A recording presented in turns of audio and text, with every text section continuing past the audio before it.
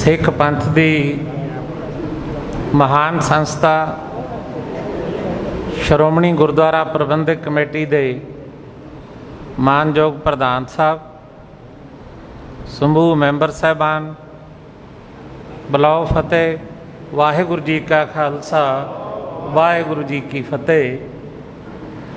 पहला तो मैं बीबी करनजोत कौर जी की इस गल की तायद करदा कि श्रोमणी गुरुद्वारा प्रबंधक कमेटी की जिहड़ी तेजा सिंह समुंदरी हाल दे विच मैंबर साहबान की इकत्तरता है, उहदे विच गुरु ग्रंथ साहब जी का प्रकाश होना जरूरी है।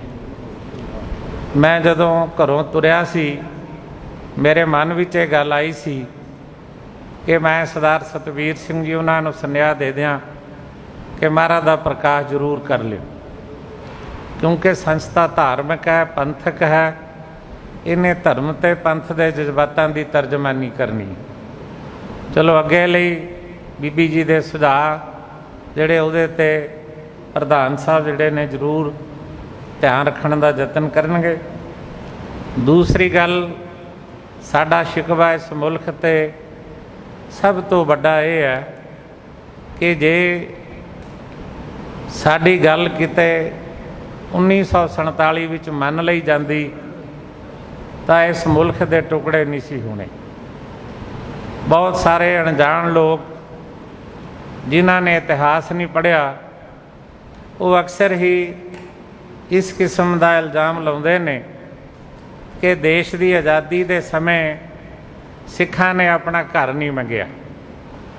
असल गल ये सी कि उस समय के जिहड़े लीडर सन, सरदार बलदेव सिंह जी, मास्टर तारा सिंह जी, ये सारे आगू इस गल लई चिंतित सन कि जे हिंदुस्तान नाल तकदीर जोड़ते हैं ननकाने का विछोड़ा हुंदा, जे पाकिस्तान नाल तकदीर जोड़ते हैं हरमंदर साहब का विछोड़ा हुंदा। इसलिए उस समय की लीडरशिप की इच्छा सी कि देश के टुकड़े नहीं होने चाहिए। इस भावना नूं मुख रख के उन्होंने फैसला लिया सी। अज निंदा कोई किसी किस्म की जो मर्जी करी जाए। फिर भरोसा किया गया इस कांग्रेस पार्टी ते बहुत महान पवित्र स्थान के उत्ते जिथे गुरु तेग बहादुर पातशाह जी का पवित्र लहू डुलिया, उत्थे खड़ के महात्मा गांधी ने कहा सी कि सिख हिंदुस्तान नाल अपनी तकदीर जोड़नगे, कोई धोखा फरेब बेईमानी नहीं होएगी। सिखा ने सवाल किया कि सदा तुहाडे कोल होएगी, सिख निहत्थे हो जाणगे, फिर की करनगे। उसे समय महात्मा गांधी के शब्द सन कि सिख तलवार हाथ च लैके बगावत करे, मनुख जाति ते परमेश्वर उन्हां नाल होएगा। लेकिन साडे नाल इस किस्म का धोखा होया, विश्वासघात होया। सब तो पहली हथकड़ी आज़ाद भारत की धरती ते नरेले दे रेलवे स्टेशन ते मास्टर तारा सिंह नूं लाई। साडा युद्ध आज़ाद भारत की धरती ते दिल्ली नाल उसे दिन तो शुरू हो गया और ये जद्दोजहद लगातार ही चलती आ रही है। असी आज़ाद हिंदुस्तान दे अंदर अपनी होंद लई, अपने सभ्याचार लई, अपनी शक्ल पहरावा बोली लई, बाणी बाणे अते अपने अस्थानां लई जद्दोजहद करते हैं। तो हिंदुस्तान की हर हुकूमत, भावें उहदी अगवाई कदे नेहरू ने की, भावें इंदिरा गांधी ने की, भावें अज नरेंद्र भाई मोदी कर रहे ने, वो साडी होंद बचाउणा चाहुंदे ने, असी अपनी होंद बचाउणा चाहुंदे। ये संघर्ष है। इस संघर्ष विच बड़े जुल्म जबर अत्याचार होए। उस जुल्म जबर अत्याचार दे अगे सानू ये माण है, गौरव है, फकर है, किसी एक भी सिख ने, कमज़ोर तो कमज़ोर सिख ने दिल्ली दे अगे कदे सरेंडर करने का यतन नहीं किया। वो भाए काहू को देत न भाए मानत आन दे महान पवित्र सिद्धांत की पहरेदारी करता होया लगातार लड़ता रहा। दूसरी गल, कई सज्जन कहते ने ਸ਼੍ਰੋਮਣੀ ਗੁਰਦੁਆਰਾ ਪ੍ਰਬੰਧਕ ਕਮੇਟੀ ਹੁਣ ਕਿਉਂ ਸੰਘਰਸ਼ ਕਰਨ ਲੱਗੀ ਹੈ ਬੰਦੀ ਸਿੰਘਾਂ ਦੀ ਰਿਹਾਈ ਲਈ, ਇਹ ਕਹਾਣੀ ਨਹੀਂ ਹੈ।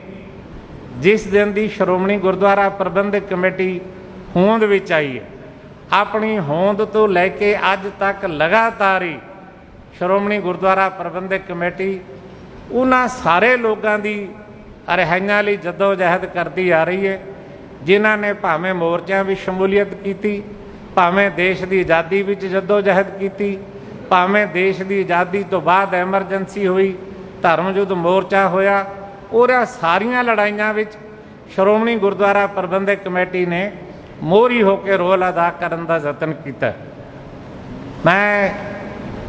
ਮੈਨੂੰ ਯਾਦ ਹੈ ਕਿ ਪੰਜਾਬ ਦੀ ਸਰਜ਼ਮੀਨ ਦੇ ਉੱਤੇ ਜਦੋਂ ਨੌਜਵਾਨਾਂ ਦੇ ਖੂਨ ਦੀ ਹੋਲੀ ਖੇਡੀ ਜਾ ਰਹੀ ਸੀ, ਉਦੋਂ ਮੈਂ ਬਹੁਤ ਬੇਬਾਕੀ ਨਾਲ ਸਰਕਾਰ ਦੇ ਜ਼ੁਲਮ ਦੇ ਖਿਲਾਫ ਲੜ ਰਿਹਾ ਸੀ, ਬੋਲਦਾ ਸੀ। 1999 ਵਿੱਚ ਮੇਰੀ ਸ਼ਾਦੀ ਨੂੰ 1 ਮਹੀਨਾ ਹੋਇਆ ਅਤੇ ਗੋਬਿੰਦ ਰਾਮ ਸਭ ਤੋਂ ਜਾਬਰ ਪੁਲਿਸ ਅਫਸਰ ਸੀ। ਮੈਨੂੰ ਅਤੇ ਮੇਰੀ ਧਰਮ ਪਤਨੀ ਨੂੰ ਫਤਿਹਗੜ੍ਹ ਸਾਹਿਬ ਤੋਂ ਗ੍ਰਿਫਤਾਰ ਕਰਕੇ ਲੈ ਕੇ ਆਇਆ। ਬੀਕੋ ਇੰਟਰੋਗੇਸ਼ਨ ਸੈਂਟਰ ਵਿੱਚ ਬੜਾ ਤਸ਼ੱਦਦ ਉਹਨੇ ਸਾਡੇ 'ਤੇ ਕੀਤਾ।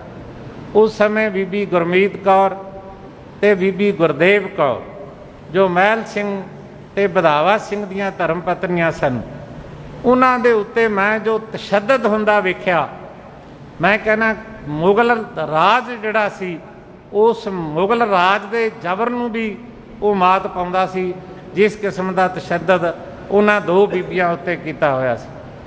ਅਤੇ ਉਸ ਸਮੇਂ ਪ੍ਰੋਫੈਸਰ ਦਰਸ਼ਨ ਸਿੰਘ ਜੀ ਅਕਾਲ ਤਖਤ ਸਾਹਿਬ ਦੇ ਜਥੇਦਾਰ ਸਨ। ਉਹਨਾਂ ਨੂੰ ਇਹ ਕਹਾਣੀ ਪਤਾ ਲੱਗੀ, ਉਹਨਾਂ ਨੇ ਬੀਕੋ ਇੰਟਰੋਗੇਸ਼ਨ ਸੈਂਟਰ ਨੂੰ ਸ਼੍ਰੋਮਣੀ ਗੁਰਦੁਆਰਾ ਪ੍ਰਬੰਧਕ ਕਮੇਟੀ ਨੂੰ ਨਾਲ ਲਿਜਾ ਕੇ ਘੇਰਾ ਪਾਇਆ। ਸ਼ਾਮ ਤੱਕ ਸਾਨੂੰ ਉਹਨਾਂ ਦੇ ਦਬਾਅ ਕਰਕੇ ਰਿਹਾ ਕਰਨ ਦਾ ਯਤਨ ਕੀਤਾ। ਜੇ ਦਬਾਅ ਨਾ ਹੁੰਦਾ ਸ਼ਾਇਦ ਰਿਹਾਈ ਨਹੀਂ ਸੀ ਹੋ ਸਕਦੀ। ਮੈਂ ਇਹ ਸਮਝਦਾ ਕਿ ਇਹ ਧਰਮ ਦਾ ਕਾਰਜ ਹੈ, ਇਹ ਪੰਥ ਦਾ ਕਾਰਜ ਹੈ। ਜਥੇਦਾਰ ਸਾਹਿਬ ਸ਼੍ਰੀ ਅਕਾਲ ਤਖਤ ਸਾਹਿਬ ਨੂੰ ਕੇਵਲ ਸੰਦੇਸ਼ ਨਹੀਂ ਦੇਣਾ ਚਾਹੀਦਾ, ਕੇਵਲ ਆਦੇਸ਼ ਨਹੀਂ ਦੇਣੇ ਚਾਹੀਦੇ, ਬਲਕਿ ਅਗਵਾਈ ਕਰਨੀ ਚਾਹੀਦੀ, ਕਿਉਂਕਿ ਕਾਰਜ ਪੰਥਕ ਹੈ, ਕਾਰਜ ਧਰਮ ਦਾ ਹੈ। ਜਿਨ੍ਹਾਂ ਨੇ ਜੰਗ ਲੜੀ ਹੈ ਉਹਨਾਂ ਨੇ ਇਸ ਕਰਕੇ ਲੜੀ ਕਿ ਜਦੋਂ ਤੁਹਾਡਾ ਅਕਾਲ ਤਖਤ ਢਾਹ ਦਿੱਤਾ ਗਿਆ, ਜਦੋਂ ਤੁਹਾਡੇ ਹਰਮੰਦਰ ਨੂੰ ਗੋਲੀਆਂ ਮਾਰ ਦਿੱਤੀਆਂ ਗਈਆਂ, ਜਦੋਂ ਹਰਮੰਦਰ ਦੀ ਪਰਿਕਰਮਾ ਵਿੱਚ ਕੀਰਤਨ ਕਰਦੇ ਰਾਗੀ ਸਿੰਘ ਸ਼ਹੀਦ ਕਰ ਦਿੱਤੇ ਗਏ, ਜਦੋਂ ਹਰਮੰਦਰ ਦੇ ਪਰਿਕਰਮਾ ਵਿੱਚ ਸਿੱਖੀ ਸ਼ਹੀਦ ਕਰ ਦਿੱਤੀ ਗਈ, ਦਿੱਲੀ ਦੇ ਬਾਜ਼ਾਰਾਂ ਵਿੱਚ ਹਿੰਦੁਸਤਾਨ ਦੇ 200 ਤੋਂ ਵੱਧ ਥਾਵਾਂ ਦੇ ਉੱਤੇ ਸਿੱਖਾਂ ਦਾ ਕਤਲ ਹੋਇਆ, ਸਿੱਖਾਂ ਦੇ ਘਰ ਘਾਟ ਸਾੜੇ ਗਏ ਨੇ, ਸਿੱਖਾਂ ਦੀਆਂ ਦੁਕਾਨਾਂ, ਟਰੈਕਟਰ, ਸਿੱਖਾਂ ਦੀ ਫੈਕਟਰੀਆਂ ਫੂਕ ਦਿੱਤੀਆਂ ਗਈਆਂ, ਸਿੱਖਾਂ ਦੀਆਂ ਧੀਆਂ ਭੈਣਾਂ ਬੇਪਤੀਆਂ, ਉਹਨਾਂ ਦੀ ਬੇਪਤੀ ਕੀਤੀ ਗਈ। ਅਤੇ ਇੱਥੇ ਬੇਅੰਤ ਸਿੰਘ ਨੇ ਲਲਕਾਰ ਕੇ ਕਿਹਾ ਸੀ ਕਿ ਇੰਨੇ ਖਾੜਕੂ ਬਾਕੀ ਰਹਿ ਗਏ, ਥੋੜ੍ਹੇ ਦਿਨਾਂ ਤੱਕ ਸੋਧ ਦਿੱਤੇ ਜਾਣਗੇ। ਜਦੋਂ ਇਸ ਕਿਸਮ ਦੀ ਕਹਾਣੀ ਹੋਏਗੀ ਫਿਰ ਕੋਈ ਤਾਂ ਮਰਦ ਦਾ ਪੁੱਤ ਹਥਿਆਰ ਚੁੱਕੇਗਾ ਹੀ ਚੁੱਕੇਗਾ। ਇਸ ਕਰਕੇ ਹਥਿਆਰ ਉਹਨਾਂ ਨੇ ਸ਼ੌਂਕ ਨੂੰ ਨਹੀਂ ਸੀ ਚੁੱਕੇ। ਜਦੋਂ ਸਾਡੀ ਹੋਂਦ ਖਤਮ ਕਰਨ ਲਈ ਯਤਨ ਕੀਤੇ ਤਾਂ ਸਰਕਾਰ ਦੇ ਐਕਸ਼ਨ ਦੇ ਵਿੱਚ ਉਹਨਾਂ ਦਾ ਰਿਐਕਸ਼ਨ ਸੀ। ਉਹ ਰਿਐਕਸ਼ਨ ਪੰਥਕ ਹਿੱਤ ਲਈ ਸੀ, ਉਹ ਰਿਐਕਸ਼ਨ ਧਰਮ ਦਾ ਸੀ। ਇਸ ਕਰਕੇ ਜੰਗ ਧਰਮ ਦੀ ਹੈ ਅਤੇ ਧਰਮ ਦੀ ਜੰਗ ਦੇ ਵਿੱਚ ਇੱਥੇ ਕੋਈ ਪਾਰਟੀ ਨਹੀਂ, ਇੱਥੇ ਧਰਮ ਦੀ ਜੰਗ ਵਿੱਚ ਕੋਈ ਧੜਾ ਨਹੀਂ, ਇੱਥੇ ਧਰਮ ਦੀ ਜੰਗ ਵਿੱਚ ਕੋਈ ਇਕੱਲਾ ਵਿਅਕਤੀ ਨਹੀਂ ਹੈ। ਆਪਾਂ ਸਾਰੇ ਦੇ ਸਾਰੇ ਗੁਰੂ ਦੇ ਸਿੱਖ ਹਾਂ ਅਤੇ ਗੁਰੂ ਕੇ ਸਿੱਖ ਜੇਲ੍ਹ 'ਚ ਬੈਠੇ ਨੇ। ਇਸ ਕਰਕੇ ਆਪਣੀ ਡਿਊਟੀ ਆ, ਆਪਣਾ ਫਰਜ਼ ਹੈ ਕਿ ਆਪਾਂ ਜੰਗ ਲੜਨ ਦਾ ਯਤਨ ਕਰੀਏ। ਮੈਂ ਇੱਕ ਗੱਲ ਕਹਿਣੀ ਚਾਹੁੰਦਾ, ਜਿਹੜੇ ਸੱਜਣ ਇਹ ਕਹਿੰਦੇ ਨੇ ਵੀ ਰਾਜਨੀਤੀ ਨਹੀਂ ਕਰਨੀ ਚਾਹੀਦੀ, ਮੇਰੀ ਉਹਨਾਂ ਨੂੰ ਗੁਜ਼ਾਰਿਸ਼ ਹੈ, ਇੱਕ ਗੱਲ ਨਾਲ ਤਾਂ ਮੈਂ ਸਹਿਮਤੀ ਪ੍ਰਗਟ ਕਰਦਾ ਕਿ ਰਾਜਨੀਤੀ ਧਰਮ ਦੀ ਤਾਬਿਆ ਚੱਲਣੀ ਚਾਹੀਦੀ। ਤੁਸੀਂ ਹਰਿਮੰਦਰ ਸਾਹਿਬ ਦੀ ਪਰਿਕਰਮਾ 'ਚ ਜਾਂਦੇ ਹੋ, ਕਦੇ ਕੋਈ ਸਿੱਖ ਹਰਿਮੰਦਰ ਤੇ ਅਕਾਲ ਤਖਤ ਦੇ ਸਾਹਮਣੇ ਖੜ੍ਹ ਕੇ ਪਹਿਲਾਂ ਅਕਾਲ ਤਖਤ 'ਤੇ ਮੱਥਾ ਟੇਕਣ ਨਹੀਂ ਗਿਆ। ਉਹ ਹਰਿਮੰਦਰ ਸਾਹਿਬ ਮੱਥਾ ਟੇਕਣ ਜਾਂਦਾ, ਪਹਿਲਾਂ ਉਹ ਧਰਮ ਦੀ ਤਾਬਿਆ ਜਾਂਦਾ, ਫਿਰ ਉਹ ਅਕਾਲ ਤਖਤ 'ਤੇ ਮੱਥਾ ਟੇਕਦਾ। ਫਿਰ ਜਦੋਂ ਵਾਪਸ ਮੁੜਦਾ, 2 ਨਿਸ਼ਾਨ ਸਾਹਿਬ ਨੇ, ਉਹਨਾਂ ਨੂੰ ਆਪਣਾ ਨਤਮਸਤਕ ਹੁੰਦਾ, ਦੋਹਾਂ ਦੇ ਵਿੱਚ ਕ੍ਰੋਸ ਪਾਇਆ ਹੋਇਆ। ਕ੍ਰੋਸ ਦਾ ਮਤਲਬ ਹੈ कि धर्म ते राजनीति इकट्ठे ने, पर क्रॉस करके एक दूसरे तो फासला इन्ना रखा गया कि ये धर्म ते राजनीति इन्ने रलगट भी ना हो जान कि ये भी ना पता लगे कि धर्म किहड़ा ते राजनीति किहड़ी है। इस करके धर्म ते राजनीति ने चलना इकट्ठे आ, पर धर्म की ताबिया राजनीति होनी चाहिए है। इस गल का सानू ध्यान भी रखने का यतन करना चाहिए। दूसरी मेरी बेनती है कि पहला पड़ाव नहीं है, ये बड़े लंबे पड़ाव पर तय करे। श्रोमणी गुरुद्वारा प्रबंधक कमेटी तुहानू सारे मैंबर साहबान नू इस गल का माण है कि आपां जिस दिन का हुणे बीड़ा चुक्या, आपां पहले पड़ाव विच पंथ नू आवाज़ मारीए, पंथ नू आवाज़ मार के कमेटी बनाई। पर अफसोस इस गल का कि राजनीति तो उस दिन शुरू हुई जिस दिन इस कमेटी की इकत्तरता विच पंथक संस्थावां की इकत्तरता विच जिहड़े विचारधारक विरोध जिहड़े सी इत्थे ही प्रगट किए गए, जिन्हां की जरूरत नहीं सी। ये ठीक है कि अकाली दल की सरकार कोलों कुछ वड्डियां गलतियां होईयां ने, बहुत वड्डियां। उन्हां गलतियां का जिक्र अक्सर ही तुसीं करदे हो, सारा पंथ करदा है, तो वो गलतियां की दुरुस्ती होनी चाहिए है। दुरुस्ती करके ही पंथ विच दुआरे अपना एजेंडा जिहड़ा पंथक एजेंडा लैके तुरिया जा सकता है। सो मैं ये कहना चाहुंदा, आपां पहले पड़ाव विच पंथ नूं आवाज़ मारी सी, दूजे पड़ाव विच मानयोग प्रधान जी ने देश के प्रधानमंत्री नूं, गृह मंत्री नूं जो गुरमत कहती है कि पहला चिट्ठी लिखो, फिर उस तो बाद डायलाग करो, तीजे नंबर ते संघर्ष का बिगल बजाओ। आपां ये यतन किया जो बनता सी।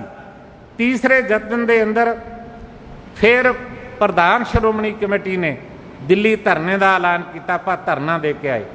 चौथे पड़ाव विच आपां जिला हैडकुआटरां ते धरने दिते ते 15वें 5वें प्रोग्राम विच प्रधान जी ने उचेचे तौर पर गवर्नर पंजाब नूं चिट्ठी लिखी कि साडा एक डेलीगेशन मिलना चाहुंदा इस गल लई कि जिहड़ा बच्चा भाई लखविंदर सिंह जेल च बैठा वो पिछले महीने की 26 तरीक तो भुख हड़ताल ते है, उहदे मापे ते पंथ चाहुंदा उहदी भुख हड़ताल छड़ाई जावे, क्योंकि कुर्बानी ते सेवा तो उहदी पहली बहुत वड्डी है, बहुत महान है, जिहदी उहदी प्रशंसा की जा सके।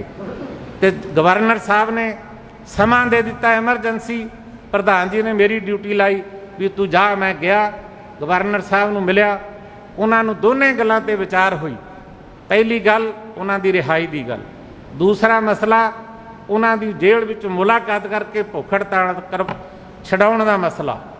उस तो बाद समा मिलिया, मैं भुख हड़ताल वाले सिंह नूं जाके मिलिया, प्रधान साहब का लिखती संदेश, अकाल तख्त साहब के जथेदार का लिखती संदेश भाई लखविंदर सिंह नूं दिता, उन्हें प्रवान किया तो मैं उन्होंने जूस पिया के उसकी भुख हड़ताल खत्म करवा के आया। फिर मैं समझदा इस तो अगला पड़ा जिहड़ा की होना चाहिए। मेरे तो पहला भी बाकी विचार आए, मेरी राय अनुसार एक इहो जही मुहिम चलाउणी चाहिए है जिहदे नाल असीं पूरे पंथ नूं शामिल कर सकीए। हुण पूरे पंथ नूं शामिल करन दा तरीका की है? मेरी गुजारिश है प्रधान साहब जी नूं कि एक लंबी चौड़ी मतलब पत्रिका लिखी जाए। वो पत्रिका भावें राष्ट्रपति नूं संबोधन करके होवे, भावें प्राइम मिनिस्टर नूं होवे, भावें किसी होर जिसनूं भी तुसीं समझदे हो, अपना गवर्नर पंजाब दे, जिस तरह भी तुहाडी इच्छा, बड़े जज्बाती शब्द लिखे जाण, पंथक वार्ता लिखी जाए और जिहड़े सिंह जेलां विच ने उन्हां दा जिक्र होवे। फिर थल्ले हर सिख उहदे ते दस्तखत करे, हर सिख। असीं घर घर जाइए, सानू महीना 1 लगे, सानू महीने 2 लगन, असीं घर घर ये मैसेज कन्वे करन दा यतन करिए कि लहर खड़ीए पंथक लहर। वो पंथक लहर विच हर सिख शामिल होवे, साडे रागी ढाडी प्रचारक, साडे ग्रंथी सिंह, असीं मैंबर साहबान, अकाली दल दे वर्कर, दमदमी टकसाल दे अखंड कीर्तनी जथे वाले, बुढ़ा दल वाले, जो भी हैगे वो सारे दे सारे उहदे च शमूलीयत करन। जदों साडी ये लहर बनेगी फिर वो दस्तखती मुहिम दा पलंदा जिहड़ा वो 1 ट्रक भरे 2 भरन, असीं उन्हां नूं लैके जिहदे बूहे ते जाना उहदे बूहे ते जाइए। फिर असीं अगली गल करिए कि एक पड़ाव करिए अगला कि इस तो बाद असीं अगली रणनीति का फिर ऐलान करांगे। उहदे लई छोटा धरना, मुजाहरा छोटा होवे, ਉਹ ਇੱਕ ਵਾਰੀ ਹੋਵੇ, ਦੋ ਵਾਰੀ ਹੋਵੇ, ਤੇ ਫਿਰ ਨਹੀਂ ਸਾਡੀ ਗੱਲ ਮੰਨੀ ਜਾਂਦੀ, ਫਿਰ ਤੀਸਰਾ ਚੌਥਾ ਰਾਹ ਸਾਡੇ ਕੋਲ ਇੱਕੋ ਇੱਕ ਹੈ। ਫਿਰ ਭਾਵੇਂ ਅਕਾਲ ਤਖਤ ਤੋਂ ਮੋਰਚਾ ਲਾਓ, ਭਾਵੇਂ ਦਿੱਲੀ ਰਕਾਬਗੰਜ ਤੋਂ ਲਾਓ, ਫਿਰ ਇੱਕ ਮੋਰਚਾ ਪੰਥ ਨੂੰ ਲਾਉਣਾ ਚਾਹੀਦਾ। ਭਾਵੇਂ ਉਹਦੇ 'ਚ 11 ਸਿੰਘ ਜਾਇਆ ਕਰਨ, ਭਾਵੇਂ 21 ਸਿੰਘ ਜਾਣ, ਜਿੰਨਾ ਚਿਰ ਫਿਰ ਇਹ ਮੋਰਚੇ ਦੇ ਵਿੱਚ ਆਪਾਂ ਲਗਾਤਾਰ ਸ਼ਮੂਲੀਅਤ ਨਹੀਂ ਕਰਦੇ, ਤੇ ਮੈਂ ਸਮਝਦਾ ਉਹਨਾਂ ਚਿਰ ਦਿੱਲੀ ਨੂੰ ਝੁਕਾਉਣਾ ਸਾਡੇ ਲਈ ਬਹੁਤ ਔਖਾ ਹੋਏਗਾ। ਇੱਕ ਗੱਲ ਮੈਂ ਹੋਰ ਕਹਿਣੀ ਚਾਹੁੰਦਾ ਆਪ ਸਾਰਿਆਂ ਦੇ ਸਾਹਮਣੇ ਵੀ, ਸ਼੍ਰੋਮਣੀ ਗੁਰਦੁਆਰਾ ਪ੍ਰਬੰਧਕ ਕਮੇਟੀ ਨਿਰਸੰਦੇਹ ਇਹ ਪੰਥਕ ਸੰਸਥਾ ਹੈ। ਇਹ ਕਿਸੇ ਵਿਅਕਤੀ ਧੜੇ ਦੀ ਕੋਈ ਮਲਕੀਅਤ ਨਹੀਂ। ਜਿਵੇਂ ਆਪਾਂ ਕਈ ਵਾਰ ਕਹਿ ਦਿੰਦੇ, ਜੋਧਪੁਰ ਜਦੋਂ ਦਰਬਾਰ ਸਾਹਿਬ ਤੇ ਹਮਲਾ ਹੋਇਆ, ਸਾਰੇ ਜੋਧਪੁਰ ਦੇ ਜਿੰਨੇ ਵੀ ਕੈਦੀ ਸਨ ਇਹ ਸਾਰੇ ਬੈਠੇ ਨੇ ਸਿੰਘ। ਇਹ ਜੋਧਪੁਰ ਹੈ, ਮੈਂ ਲੰਮਾ ਸਮਾਂ ਨਾਭੇ ਜੇਲ੍ਹ 'ਚ ਰਿਹਾ, ਸਾਰਿਆਂ ਦੇ ਕੇਸ ਸ਼੍ਰੋਮਣੀ ਗੁਰਦੁਆਰਾ ਪ੍ਰਬੰਧਕ ਕਮੇਟੀ ਨੇ ਲੜੇ। ਜਿੰਨੇ ਜਹਾਜ਼ ਗਵਾਹ ਹੋਏ ਸਾਰਿਆਂ ਦੇ ਕੇਸ ਸ਼੍ਰੋਮਣੀ ਗੁਰਦੁਆਰਾ ਪ੍ਰਬੰਧਕ ਕਮੇਟੀ ਨੇ ਲੜੇ। ਜਿੰਨੇ ਨੈਸ਼ਨਲ ਸਿਕਿਉਰਿਟੀ ਐਕਟ ਥੱਲੇ ਨਜ਼ਰਬੰਦ ਹੋਏ, ਭਾਵੇਂ ਹਿੰਦੁਸਤਾਨ ਦੀ ਕਿਸੇ ਜੇਲ੍ਹ 'ਚ ਕੈਦ ਹੋਏ, ਉਹਦੀ ਸਾਰੀ ਜੰਗ ਸ਼੍ਰੋਮਣੀ ਗੁਰਦੁਆਰਾ ਪ੍ਰਬੰਧਕ ਕਮੇਟੀ ਨੇ ਲੜੀ। ਉਹਨਾਂ ਦੇ ਪਰਿਵਾਰਾਂ ਦੀ ਸਾਂਭ ਸੰਭਾਲ ਸ਼੍ਰੋਮਣੀ ਗੁਰਦੁਆਰਾ ਪ੍ਰਬੰਧਕ ਕਮੇਟੀ ਨੇ ਲੜੀ। ਭਾਈ ਗੁਰਬਖਸ਼ ਸਿੰਘ ਜਹਾਜ਼ ਗਵਾਹ ਉਹਨੇ ਕੀਤਾ, 3.5 ਲੱਖ ਰੁਪਏ ਦੀ ਮਦਦ ਸ਼੍ਰੋਮਣੀ ਕਮੇਟੀ ਨੇ ਉਹਦੀ ਕੀਤੀ। ਉਸ ਤੋਂ ਬਿਨਾਂ ਭਾਈ ਬਰਿਆਮ ਸਿੰਘ, ਉਹਦੀ ਧਰਮ ਪਤਨੀ ਨੂੰ ਕੈਂਸਰ ਹੋ ਗਿਆ, ਉਹਦੇ ਇਲਾਜ ਲਈ ਸ਼੍ਰੋਮਣੀ ਕਮੇਟੀ ਨੇ ਪੂਰੀ ਮਦਦ ਕੀਤੀ। ਉਹਨੂੰ ਹਾਰਟ ਦੀ ਪ੍ਰੋਬਲਮ ਹੋਈ, ਸ਼੍ਰੋਮਣੀ ਕਮੇਟੀ ਨੇ ਉਹਦੀ ਮਦਦ ਕੀਤੀ। ਫਿਰ ਉਹਦੀ ਡੈਥ ਹੋ ਗਈ। ਉਹਦੇ ਭੋਗ ਵਾਲੇ ਸਮੇਂ 'ਚ ਕਰੋਨਾ ਲੱਗਿਆ ਹੋਇਆ ਸੀ। ਮੈਨੂੰ ਪ੍ਰਧਾਨ ਜੀ ਨੇ ਆਦੇਸ਼ ਕੀਤੇ, ਲੌਂਗੋਵਾਲ ਸਾਹਿਬ ਨੇ, ਵੀ ਤੂੰ ਜਾਣਾ ਉਹਦੇ ਭੋਗ ਤੇ। ਮੈਂ ਗਿਆ, ਰਾਤੋਂ ਰਾਤ ਪਰਿਵਾਰ ਦੀ ਮੈਂ ਇੱਕ ਮਦਦ ਕਰਕੇ ਆਇਆ। ਸ਼੍ਰੋਮਣੀ ਗੁਰਦੁਆਰਾ ਪ੍ਰਬੰਧਕ ਕਮੇਟੀ ਨੇ ਭਾਈ ਲਾਲ ਸਿੰਘ, ਭਾਈ ਗੁਰਸੇਵਕ ਸਿੰਘ ਬਾਬਲਾ, ਭਾਈ ਅਮਰਜੀਤ ਸਿੰਘ ਬੜਗੁਜਰਾ, ਭਾਈ ਲਖਵਿੰਦਰ ਸਿੰਘ, ਭਾਈ ਸ਼ਮਸ਼ੇਰ ਸਿੰਘ, ਭਾਈ ਗੁਰਮੀਤ ਸਿੰਘ, ਭਾਈ ਬਲਵੰਤ ਸਿੰਘ ਰਾਜੋਆਣਾ, ਹਰ ਇੱਕ ਦੀ ਬਾਂਹ ਫੜੀ, ਹਰ ਇੱਕ ਦੀ ਮਦਦ ਕੀਤੀ ਹੈ। ਜਿੰਨੀ ਜਿੰਨੀ ਮਾਇਕ ਮਦਦ ਪਰਿਵਾਰ ਨੇ ਮੰਗੀ, ਸ਼੍ਰੋਮਣੀ ਕਮੇਟੀ ਨੇ ਉਨੀ ਕੀਤੀ। ਇੱਕ ਵਿਅਕਤੀ ਹੈ, ਮੈਂ ਸਮਝਦਾ ਇਤਿਹਾਸ ਦੇ ਅੰਦਰ ਦੋ ਵਿਅਕਤੀ ਨੇ ਐਸੇ।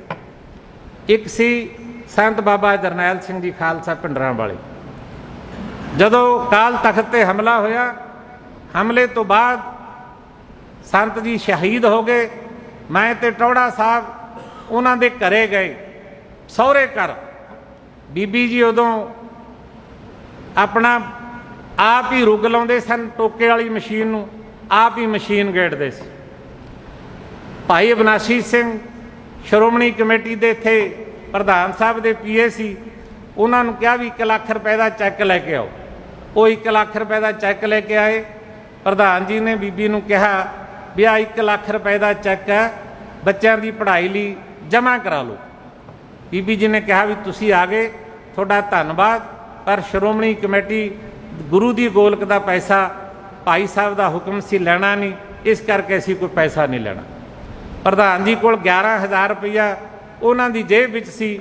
ਉਹ ਕਹਿਣ ਲੱਗੇ ਚਲੋ ਆ 11,000 ਰੁਪਈਆ ਰੱਖ ਲਓ। ਕਹਿੰਦੀ ਜੀ ਤੁਹਾਡਾ ਧੰਨਵਾਦ। ਉਹਨਾਂ ਨੇ ਇੱਕ ਪੈਸਾ ਨਹੀਂ ਲਿਆ। ਦੂਜਾ ਭਾਈ ਜਗਤਾਰ ਸਿੰਘ ਹਵਾਰਾ, ਉਹਦੀ ਰੀੜ੍ਹ ਦੀ ਹੱਡੀ ਦਾ ਦਰਦ ਸੀ। ਕਿਸੇ ਸਿੰਘ ਨੇ ਮੈਨੂੰ ਦਿੱਲੀ ਤੋਂ ਟੈਲੀਫੋਨ ਕੀਤਾ ਵੀ ਉਹ ਬਹੁਤ ਤਕਲੀਫ ਵਿੱਚ ਹੈ। ਮੈਂ 2 ਲੱਖ ਰੁਪਏ ਦਾ ਚੈੱਕ ਕਟਾਇਆ। ਉਹਨਾਂ ਦੀ ਮਾਤਾ ਕੋਲ ਗਿਆ। ਮਾਤਾ ਨੇ ਕਿਹਾ ਵੀ ਮੇਰੇ ਤੋਂ ਪੈਸਾ ਨਹੀਂ ਲੈਣਾ, ਤੂੰ ਆਪ ਜਾ। ਮੈਂ ਗਿਆ, ਮੁਲਾਕਾਤ ਕੀਤੀ। ਭਾਈ ਸਾਹਿਬ ਜੀ ਨੇ ਹੱਥ ਬੰਨ੍ਹ ਕੇ ਕਿਹਾ ਸ਼੍ਰੋਮਣੀ ਕਮੇਟੀ ਪੰਥ ਦੀ ਸੰਸਥਾ ਹੈ, ਮੈਨੂੰ ਪੈਸੇ ਦੀ ਕੋਈ ਤੋਟ ਨਹੀਂ ਹੈ, ਮੈਂ ਆਪਣਾ ਆਪਰੇਸ਼ਨ ਕਰਵਾ ਲਵਾਂਗਾ, ਇਹ ਪੈਸਾ ਕਿਸੇ ਹੋਰ ਲੋੜਵੰਦ ਵਾਲੇ ਸਿੰਘ ਨੂੰ ਦੇ ਦਿਓ। ਇਹ 2 ਸਿੰਘਾਂ ਤੋਂ ਬਿਨਾਂ ਬਾਕੀ ਸਾਰੇ ਸਿੰਘਾਂ ਦੀ ਮਦਦ, ਕਿਉਂਕਿ ਸਾਰਿਆਂ ਦੇ ਘਰ ਵਿੱਚ ਆਰਥਿਕ ਤੰਗੀ ਹੈ, ਬਹੁਤ ਹਾਲਾਤ ਮਾੜੇ ਨੇ। ਭਾਈ ਗੁਰਮੀਤ ਸਿੰਘ 1 ਮਹੀਨਾ ਪੈਰੋਲ ਤੇ ਆਇਆ, ਉਹਦੀ ਮਾਤਾ ਬਿਮਾਰ ਸੀ, ਘਰ ਦੇ ਹਾਲਾਤ ਇੰਨੇ ਮਾੜੇ ਸਨ, ਉਹਨੇ 3 ਵੀਲਰ ਚਲਾ ਕੇ ਆਪਣੀ ਮਾਂ ਦਾ ਇਲਾਜ ਕੀਤਾ। ਅਖਬਾਰ 'ਚ ਖਬਰ ਛਪੀ, ਮੈਨੂੰ ਪਤਾ ਲੱਗਿਆ। ਮੈਂ ਧਾਮੀ ਸਾਹਿਬ ਨੂੰ ਬੇਨਤੀ ਕੀਤੀ, ਮੈਂ ਕਿਹਾ ਜੀ ਆਹ ਪ੍ਰੋਬਲਮ ਹੈ। ਇਹਨਾਂ ਨੇ ਤੁਰੰਤ 2 ਲੱਖ ਰੁਪਏ ਦਾ ਚੈੱਕ ਕਟਾਇਆ, ਵੀਜ਼ਾ ਦੇ ਕੇ ਆ। ਅਸੀਂ ਦੂਜੇ ਦਿਨੇ ਉਹਦੇ ਘਰ ਪਹੁੰਚਾਉਣ ਦਾ ਯਤਨ ਕੀਤਾ। ਸ਼੍ਰੋਮਣੀ ਗੁਰਦੁਆਰਾ ਪ੍ਰਬੰਧਕ ਕਮੇਟੀ ਪੰਥ ਦੀ ਸੰਸਥਾ, ਇਹਨੂੰ ਤੋੜਨ ਲਈ, ਇਹਨੂੰ ਖਤਮ ਕਰਨ ਲਈ ਇਹ ਜਿੱਦਣ ਬਣੀ ਸੀ ਉਦੋਂ ਹੀ ਸਾਜ਼ਿਸ਼ਾਂ ਆਰੰਭ ਹੋ ਗਈਆਂ ਸੀ। ਇਸ ਕਰਕੇ ਅੱਜ ਵੀ ਇਹਦੇ ਤੇ ਉਸੇ ਤਰ੍ਹਾਂ ਦੇ ਹਮਲੇ ਨੇ। ਇਹਨਾਂ ਹਮਲਿਆਂ ਦਾ ਜਵਾਬ ਸਾਡੀ ਡਿਊਟੀ ਹੈ, साडा फर्ज है, साडा धर्म है हर एक मैंबर का कि खालसा पंथ दे लहू नाल भिजी हुई जिहड़ी महान संस्था ये कायम रहे, सही तरीके नाल पंथ के जज्बातां की तर्जमानी करती रहे। ये साडा फर्ज है, साडा धर्म है। तो मैं प्रधान साहब श्रोमणी गुरुद्वारा प्रबंधक कमेटी ने जो बीड़ा चुक्या, निरसंदेह ये प्रधान साहब का फैसला पंथक फैसला, सुचज्जा फैसला, दूरअंदेशी वाला फैसला। इसलिए मेरी गुजारिश है कि सारे जने जिन्ने मैंबर साहबान आप इत्थे आए हों, प्रधान साहब की प्रशंसा दे विच एक मता हथ खड़े करके जरूर मतलब देने का यतन करिए ताकि उन्होंने बल मिले, ताकत मिले, आने वाली कल होर दलेरी निरभयता ते निडरता नाल अपनी लड़ाई लड़ सकन।